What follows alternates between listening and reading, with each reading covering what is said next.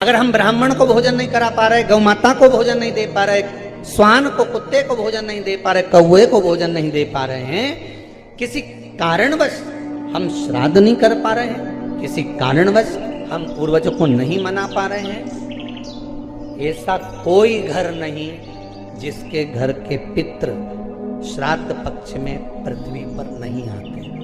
तुम पूछो मत पूछो, तुम्हारे घर के पूर्वज तुम्हारे यहाँ जरूर आते। दरवाजे पर आकर खड़े होते हैं पितृ,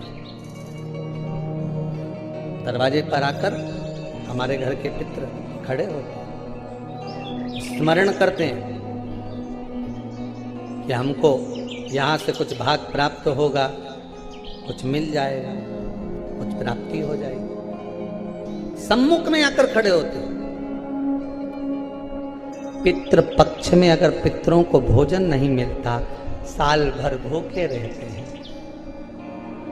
दूसरे पितृ जो खाकर आते हैं, उनकी जो राल टपकती है, उनका जो कफ गिरता है, हमारे पितृ वो चाटते हैं। वो चाटते हैं तो बद्दुआ देते हैं कि मैं इतना भरा पूरा छोड़ कर आया था, इतना देकर आया था, कम से कम आज मुझे कंडे पर घी और शक्कर ही छोड़ देते, गुड़ का ही भोग लगा देते, कम से कम मुझे राल चाटने को तो नहीं पड़ता। बद्दुआ देते हैं साल भर, इसलिए घर में सुख नहीं रहता, शांति नहीं रहती, पैसा नहीं टिकता, शुभ कार्य नहीं होता, बड़े दुखी होते हैं पितृ, बड़े दुखी होता है। किसी किसी व्यक्ति के जीवन में क्रोध होता है।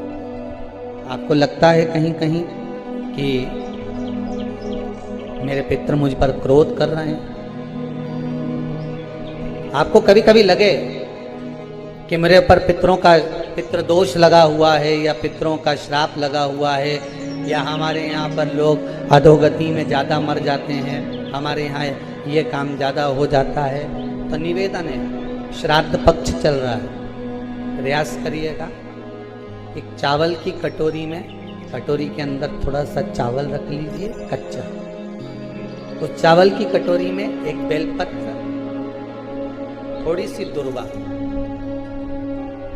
बांधकर, पानी का मटका, परिंदा या जहां अपना रसोई घर में जल रखते हो, उस कटोरी को वहां पर 2 दिन 3 दिन तक रख दो। वैसे तो 16 दिन रखो ज़्यादा अच्छा था, पर जो दिन अपने को मालूम है 2-3 दिन उसको रख दीजिए। घी का दिया लगाइए।